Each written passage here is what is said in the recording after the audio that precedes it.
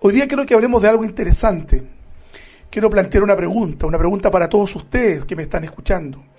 Y la pregunta es, ¿cómo vivir en una sociedad corrupta sin perder el sentido? Todos estamos de acuerdo que vivimos en una sociedad que se ha corrompido. Y se ha corrompido básicamente en razón de una expresión que el mundo odia escuchar. Cuando digo mundo me estoy refiriendo a toda la vida y a la dinámica que se genera fuera de la iglesia, fuera de la vida de fe que llevamos nosotros. Aunque lamentablemente también dentro de las iglesias, sin lugar a dudas, también se observan actos de corrupción, de manipulación y situaciones que nosotros no quisiéramos ver, pero que lamentablemente también se dan. Entonces, ¿cómo podemos vivir en esta sociedad donde se intercambian influencias? Una sociedad donde muchos pretenden sobreponerse a otros mediante el uso de la fuerza. Una sociedad que se establece en función de las relaciones sociales y políticas, de los focos de influencia. ¿Cómo podemos vivir nosotros en una sociedad como esta? Muchos cristianos optan por lo que yo denomino el escapismo. Es decir, transformar la iglesia en una suerte de convento asceta, es decir, que están retirados de la vida mundana y vivir ahí no teniendo ninguna relación con el mundo. Temo, hermanos, que tengo que informarles que no es el propósito del Señor. Cuando el Señor ora por nosotros en Juan capítulo 17, dice: Señor, yo no te pido que los quites del mundo, sino que los guardes del mal. Ese es el propósito que el Señor tiene para nosotros. ¿Y qué es lo que nos dice Tito 2, del 12 al 14? Por favor, ponga usted mucha atención. El texto sacro dice así, verso 2 en adelante: enseñándonos que, renunciando a la impiedad y a los deseos mundanos, vivamos en este siglo sobria, justa y piadosamente, aguardando la esperanza bienaventurada y la manifestación gloriosa de nuestro gran Dios y Salvador Jesucristo, quien se dio a sí mismo por nosotros para redimirnos de toda iniquidad y purificar para sí un pueblo propio, celoso de buenas obras. Yo sé que usted lo sabe, pero es una aclaración que tengo la obligación de hacerla saber. Cuando el versículo 12 dice vivamos en este siglo, no está hablando de un periodo de 100 años. Siglo en este contexto tiene que ver con el mundo, o sea, el sistema mundano, por decirlo un término que los evangélicos acostumbramos a escuchar, este siglo. ¿Y cómo tenemos que vivir en este siglo? El apóstol Pablo le plantea al pastor Tito 3 cualidades que un cristiano debe obligadamente observar. Primero, que tiene que ser sobrio. Segundo, que tiene que ser justo. Y tercero, que tiene que vivir piadosamente. ¿Se entendió, verdad, hermano? Quisiera comenzar este pensamiento, esta reflexión, haciendo una pregunta. Otra pregunta, desde luego. ¿Cómo entonces debemos vivir la vida de Cristo en un mundo que aborrece a Dios y que se ha distanciado de los valores que durante siglos han influenciado la cultura occidental? Porque aun cuando hay quienes lo nieguen, el cristianismo ha moldeado la cultura de Occidente. Muchos intelectuales, que no tiene el caso citarlos aquí, señalan la tremenda influencia que el cristianismo ha tenido en la historia humana, en muchos aspectos, social, culturalmente y evidentemente también desde la perspectiva de la fe y de la espiritualidad.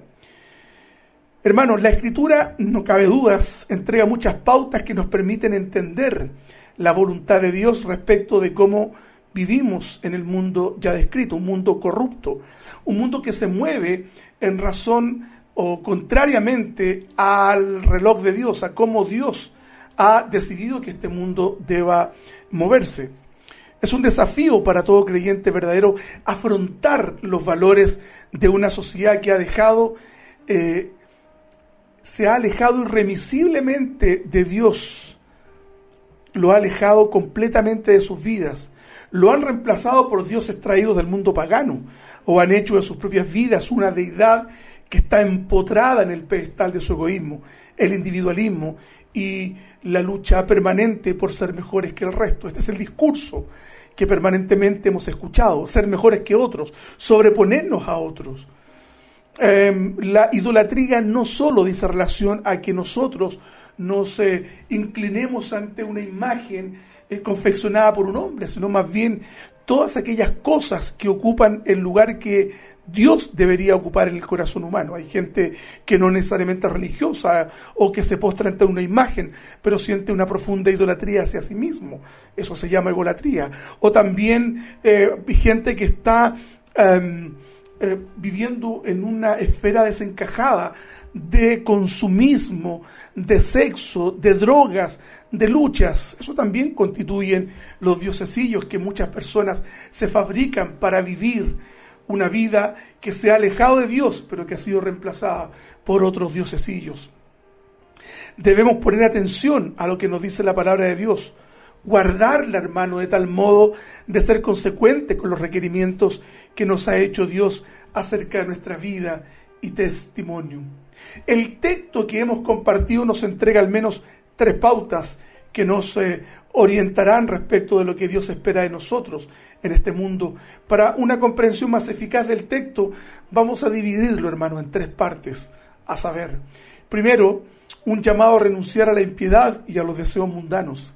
Segundo, un llamado a vivir en este mundo justa y piadosamente. Y tercero, un llamado a poner nuestra esperanza totalmente en Cristo.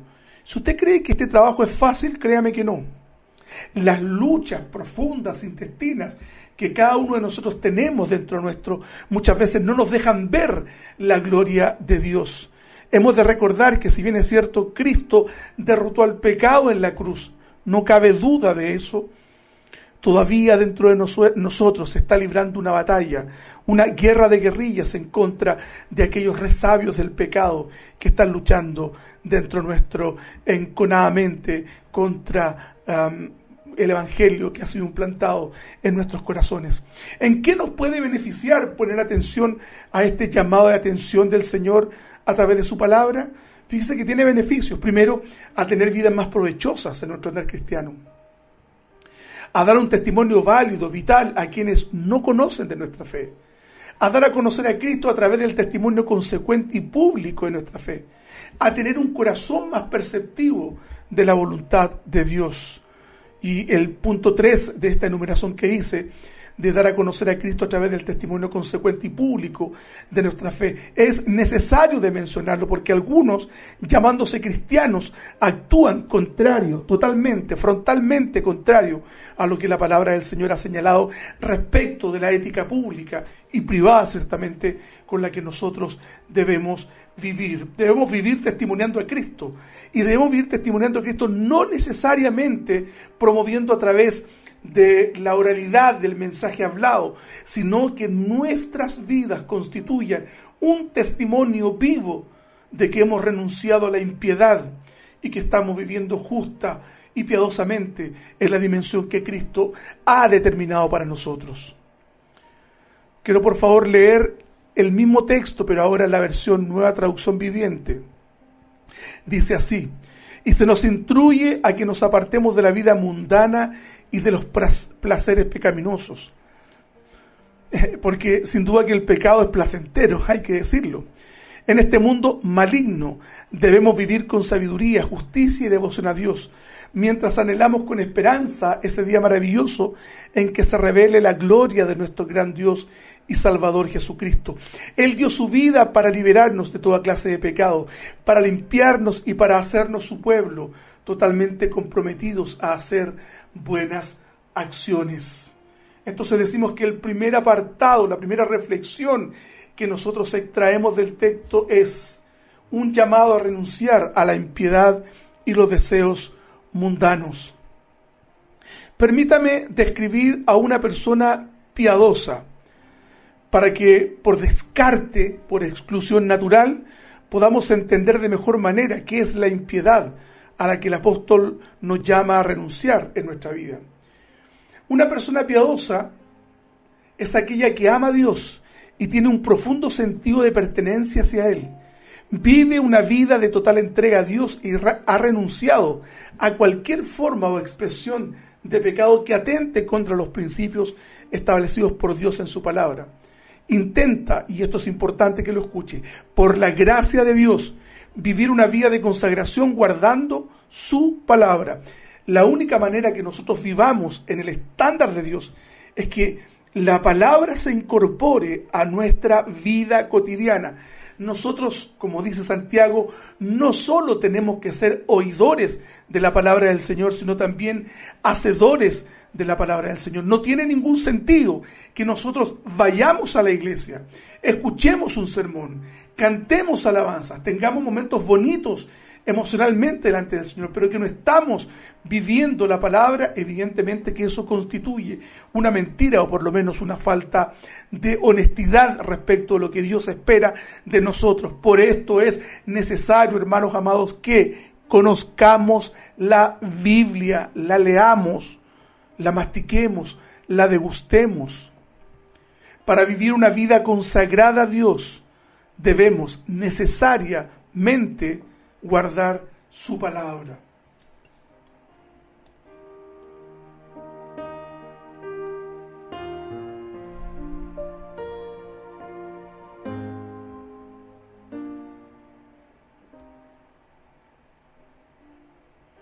Por lo tanto, la impiedad es toda expresión de vida en palabras, hechos y pensamientos que no están de acuerdo con la palabra de Dios. Ejemplo de ello es aborrecer a otros, mentir, perjudicar con nuestras acciones a otras personas, tomar venganza de otros, hacerle zancadillas a aquellos que van caminando francamente al éxito que nosotros no hemos alcanzado. Graficamos los deseos mundanos en el texto de Juan. Primera de Juan 2, 16, 17. Dice lo siguiente: porque todo lo que hay en el mundo, los deseos de la carne, los deseos de los ojos y la vanagloria de la vida, no proviene del Padre sino del mundo. Y el mundo pasa y sus deseos, pero el que hace la voluntad de Dios permanece para siempre. Se fija y usted pone atención a lo que dice el texto. Los deseos de la carne, los deseos de los ojos y la vanagloria de la vida. Todo esto, hermanos, este conjunto de cosas no provienen del Padre, sino del mundo.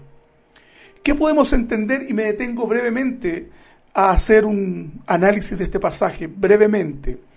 ¿Qué son los deseos de la carne? Sepa usted, hermano, que la versión Reina Valera traduce sarx, la palabra en griego, como carne, pero no es la carne, de nuestro cuerpo, sino todos aquellos deseos, concupiscencias o malas intenciones que nosotros tenemos en nuestra vida y en nuestro corazón. ¿Qué es un deseo de la carne? Por ejemplo, el intentar triunfar, no tomando el ejemplo de Cristo en nuestras vidas. ¿Qué es el deseo de la carne? Es revestirnos de una persona que no somos, o procurarnos a niveles altos de consumo bienes que no necesitamos. Esos son los deseos de la carne. Los deseos de los ojos, aquellos elementos que nosotros estimamos como bellos, aquellas cosas que revisten importancia y son trascendentes para nosotros. Y la vanagloria de la vida, el hecho de que reconozcan otros en nosotros nuestras cualidades sobresalientes. Todo esto, hermanos, no proviene del Padre, sino del mundo. Y hermanos, por favor escuchen. Y el mundo pasa y sus deseos, pero el que hace la voluntad de Dios permanece para siempre, para siempre. Muchas veces los cristianos vivimos entrampados en situaciones de pecado que no nos dejan avanzar. El pecado es a veces como una rueda de carreta parada en el barro. Empujamos y empujamos y no podemos progresar por más que lo intentamos. Nos sentimos entrampados, metidos en un hoyo. Porque hay situaciones de pecado en nuestra vida de las cuales nosotros no nos hemos arrepentido. Y el pecado, cuando uno se arrepiente, necesariamente lleva con eso un cambio de conducta. Eso es arrepentimiento, metanoia, cambio de mente. Cambiamos el sistema de valores que nosotros habíamos incorporado en nuestra vida por ese legado del mundo, es decir, fuera de la iglesia. Hay pecado. Yo tuve la oportunidad de conocer creyentes que eran buenos creyentes, pero que tenían serios problemas con el alcohol. y conocía particularmente a algunos hermanos que una vez que alababan al Señor a la iglesia, salíamos a predicar, llevábamos una vida de piedad dentro de la iglesia, pero al llegar a su casa se embriagaba. Y con esto no estoy juzgando a nadie, porque es un pecador como yo, hablando la palabra del Señor por misericordia. Por eso que yo señalo que el pecado es a veces como una rueda de carreta que está enterrada en el barro. Intentamos empujarla y no podemos progresar por más que lo intentamos. Es como un animal, guardando las proporciones de la comparación, es como un animal que tiene una estaca amarrada ya sea a su cuello o a alguno de sus piernas o pies. Y por más que intenta sacarla, no puede. No podemos avanzar. Por eso, hermano, tenemos que renunciar a cualquier tiniebla que esté en nuestra vida. Cualquier tiniebla que intente opacar la luz de Cristo que está brillando dentro de nosotros. Puede ser porque no hemos puesto atención. Hablo del pecado que muchas veces arrastramos. No hemos puesto atención al principio de renunciar. La expresión en el griego señala que esto debe hacerse una vez y para siempre. En nuestro caso tenemos la increíble capacidad de recaer siempre en las mismas cosas que dañan nuestra relación con Dios. Y yo quiero, por favor, que tú te tomes 10 segundos para que pienses cuáles son aquellas cosas que te quitan la paz, que te roban la bendición y que no te permiten avanzar en el Evangelio.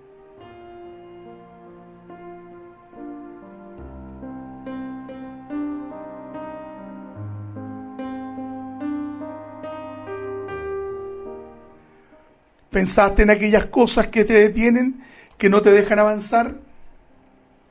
Por eso, hermanos, es urgente renunciar a las tinieblas que muchas veces toman el control de nuestras vidas y nos empujan a negar a Dios con nuestras acciones. La vida de Cristo es una vida de luz. Pablo en 2 de sus epístolas llama la atención a los creyentes acerca de esto. Efesios 4, del 1 al 2. Dice Pablo: yo pues, preso en el Señor, os ruego que andéis como es digno de la vocación con que fuisteis llamados. Escuche, por favor, con toda humildad y mansedumbre, soportándoos con paciencia los unos a los otros en amor. Le voy a repetir el verso para que usted lo almacene en su corazón. Yo pues, preso en el Señor, os ruego que andéis como es digno de la vocación con que fuisteis llamados, con toda humildad y mansedumbre, soportándoos con paciencia los unos a los otros en amor. ¿Esto es una realidad de nuestra vida? Pablo le está hablando a la iglesia. Nosotros somos una iglesia pequeña, pero he conocido casos también de hermanos que no toleran a otros hermanos, que tienen actitudes odiosas respecto de otros, se ríen, menoscaban.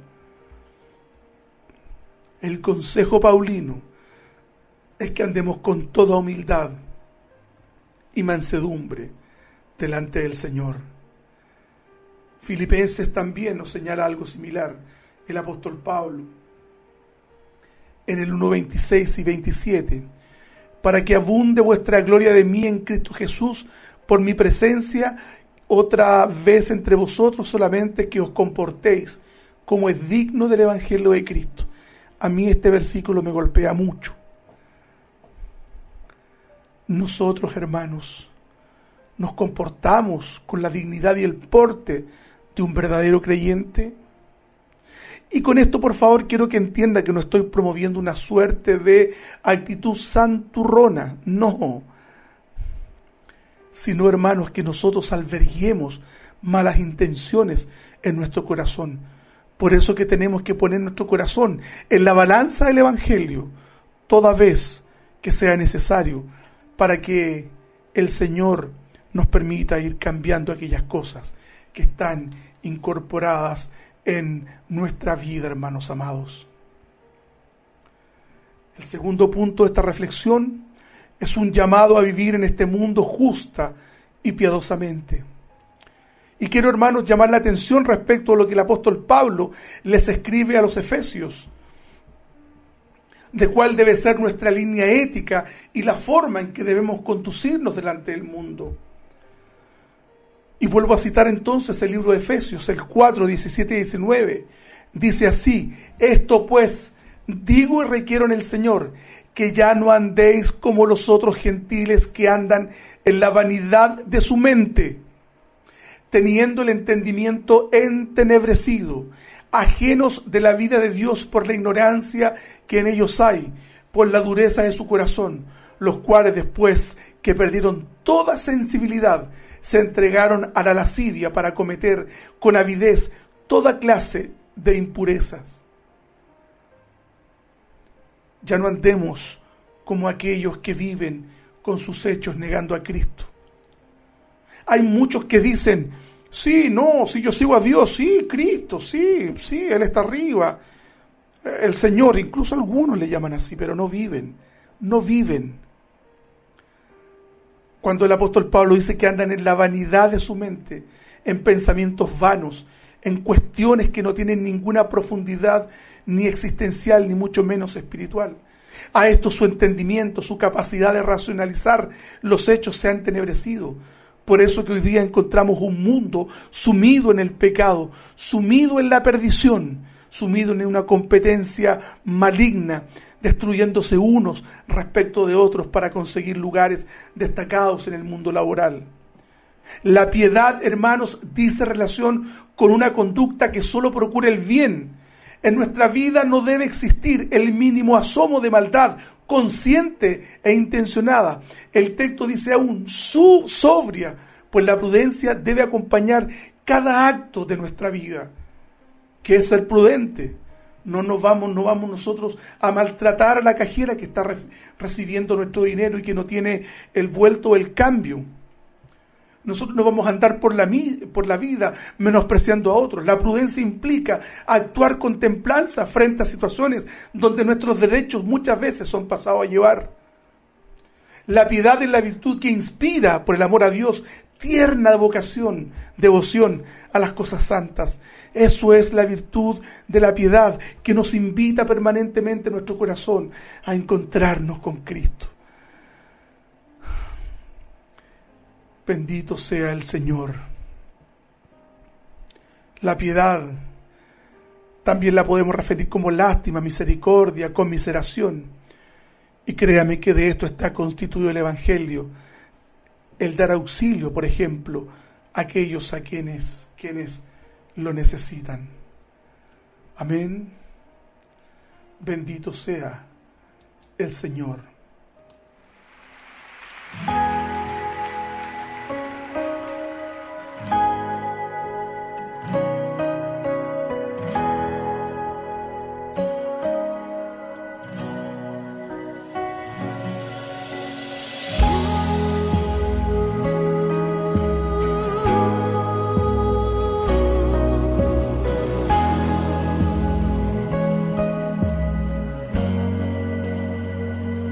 No hay otro Dios,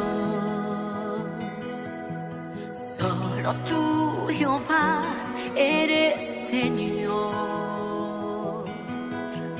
Tuyo es el reino y la gloria, pertenece a ti. Nadie toma tu lugar. Mi eres tú, Jesús, en majestad. Siempre reinarás y la gloria pertenece a ti. Nadie toma tu lugar. Nadie toma tu lugar.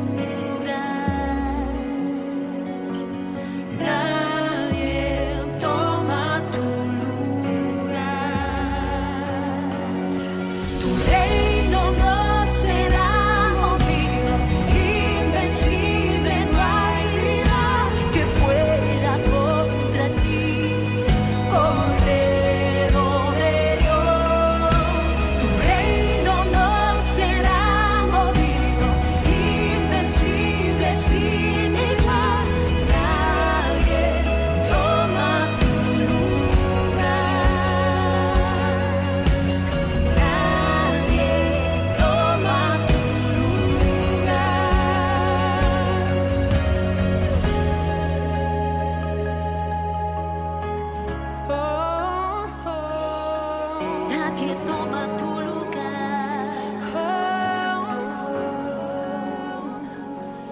Toda rodilla se doblará y toda lengua confesará. Las naciones cantarán, Santo, Santo. Toda rodilla se doblará y toda lengua confesará. Las naciones cantarán, Santo, Santo. Toda rodilla se doblará y toda lengua confesará. Las naciones cantarán, Santo, Santo. Toda rodilla se doblará y toda lengua confesará. Las naciones cantarán, Santo, Santo. Tu reino no será movido, invencible, no hay rival. Cordero de Dios, tu reino no será movido, invencible, sin igual. Nadie toma tu lugar. Tu reino no será movido, invencible, no hay rival que pueda contra ti. Cordero de Dios, tu reino no será movido, invencible, sin igual. Nadie toma tu lugar. Nadie toma tu lugar. No, nadie toma tu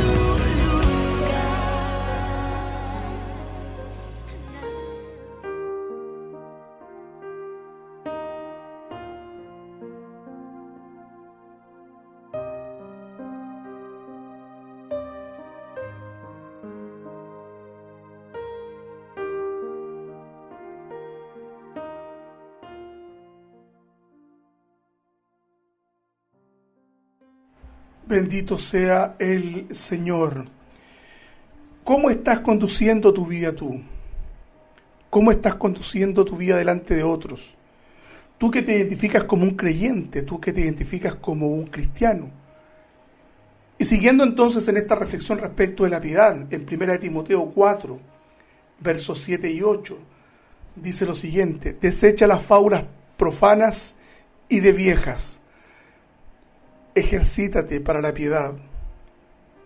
Imagínense lo que le dice a Timoteo Pablo. Ejercítate para la piedad.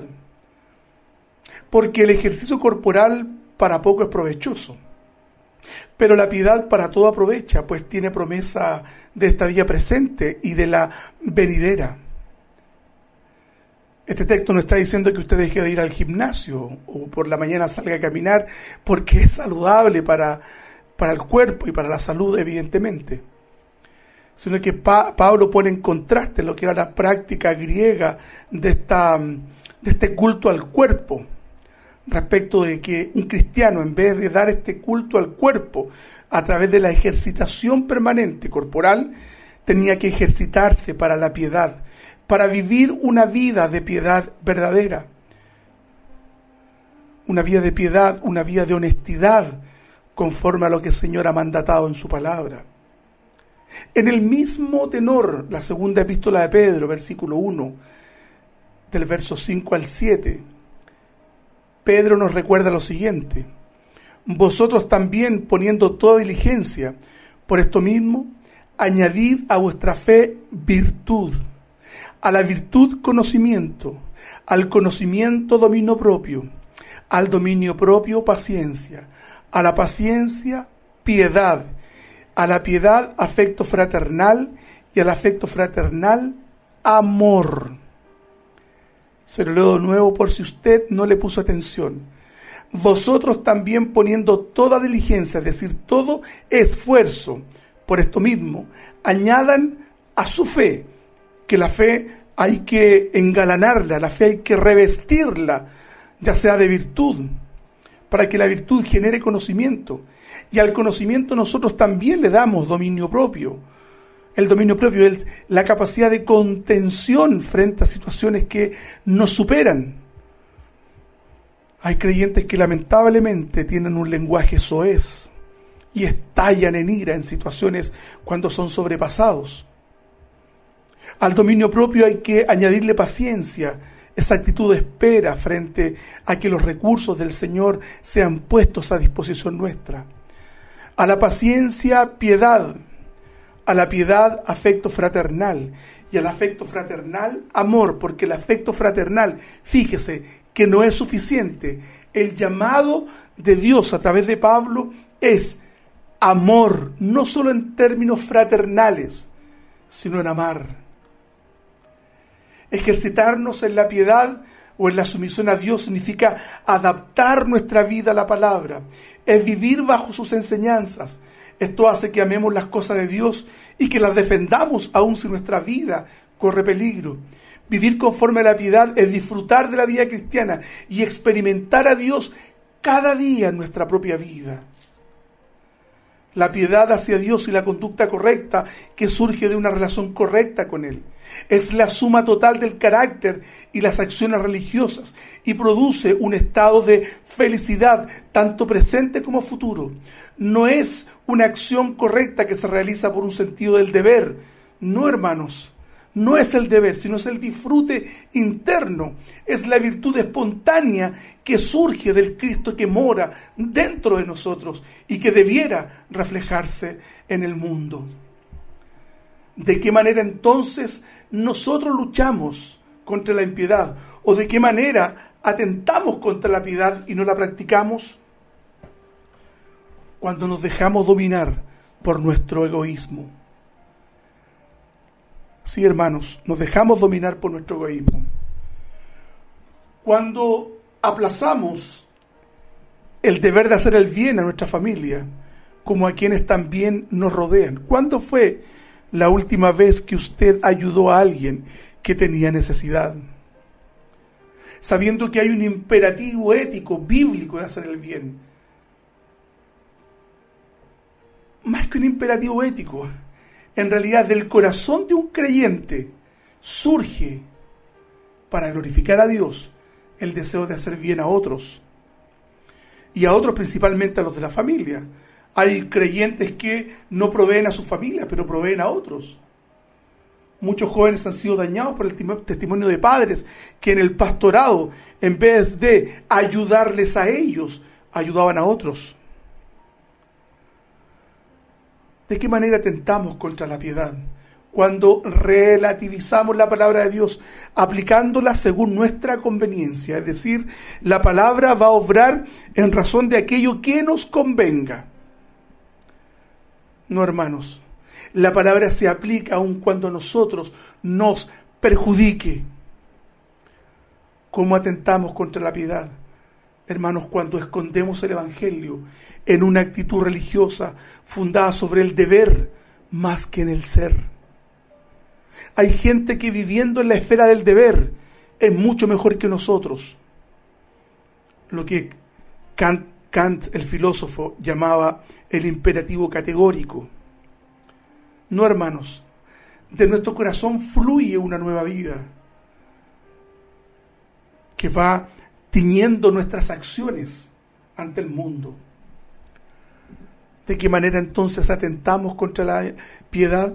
Cuando cedemos a los impulsos de nuestra carnalidad en sus múltiples expresiones.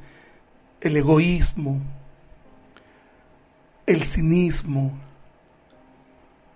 cuando nos falta amor para conducirnos respecto de otros. ¿Cuándo fue la última vez que te dijeron a ti, hay algo distinto en ti? Hay algo que te diferencia de otros. Por eso me recuerdo siempre un hermano que decía, hay cristianos que son del servicio secreto. No se les nota que son creyentes, pues su conducta deja bastante que desear.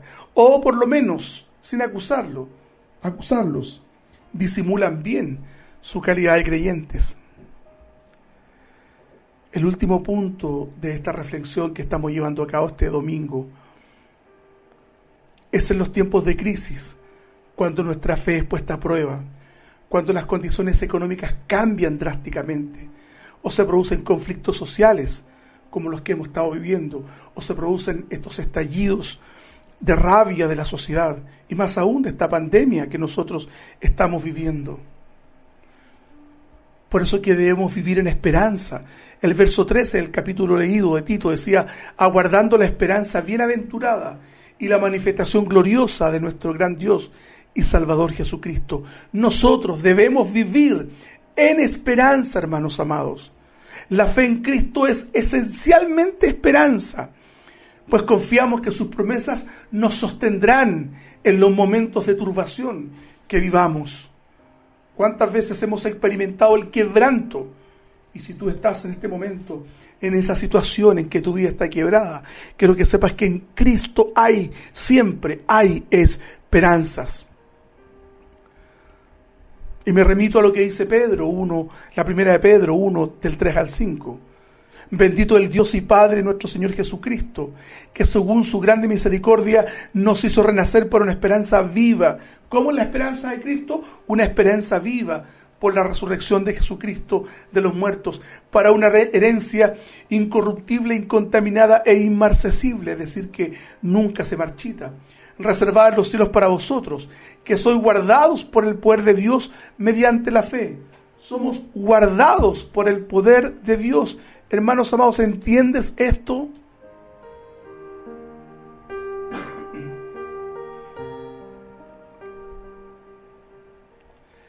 Guardados por el poder de Dios mediante la fe.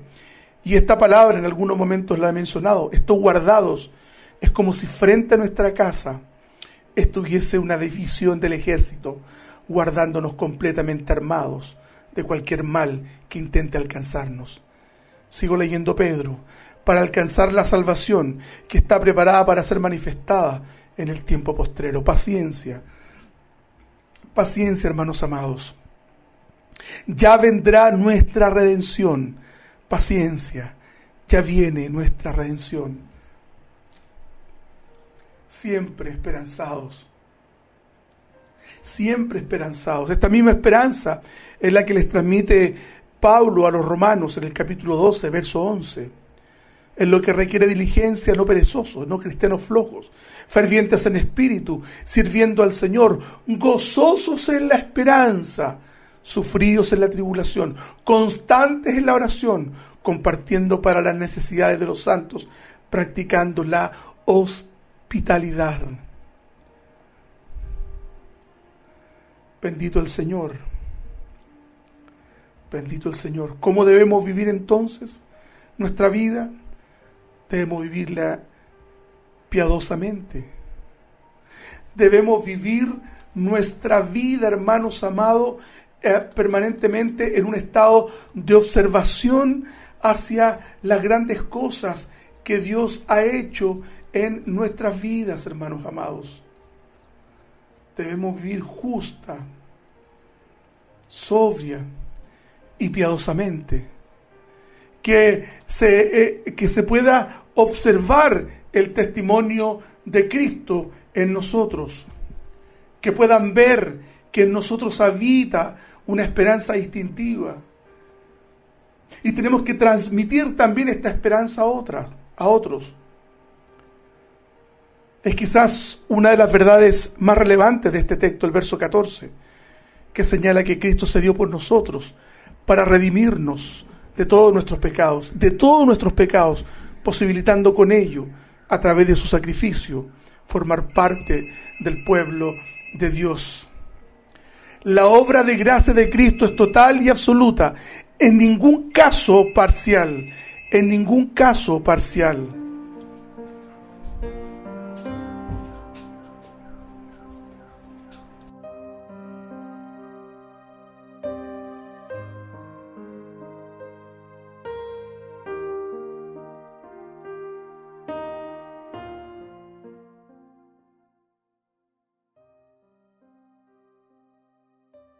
es total y absoluta. Disculpe usted. La obra de gracia de Cristo es total y completa, en ningún caso parcial, por si te han intentado enseñar otra cosa. ¿Cómo pretenden algunos hacernos creer? La Escritura y particularmente el Nuevo Testamento nos entrega verdades tan armónicas respecto de la salvación y de cómo Cristo nos benefició con su sacrificio. Él murió por todos nuestros pecados. Cuando Pablo le escribe a la comunidad de Corintios en el capítulo 6, verso 11, señalando aquellos pecados que estaban aquejando la sociedad de aquel tiempo, una sociedad muy corrupta, particularmente en el contexto de Corinto. Y eso eran algunos de ustedes, les dice él, pero ya han sido lavados, ya han sido santificados, ya han sido justificados en el nombre del Señor Jesús y por el Espíritu de nuestro Dios. La obra de Cristo es completa en nosotros y nos ha capacitado para vivir justa, sobria y piadosamente, hermanos amados. Bendito sea el Señor.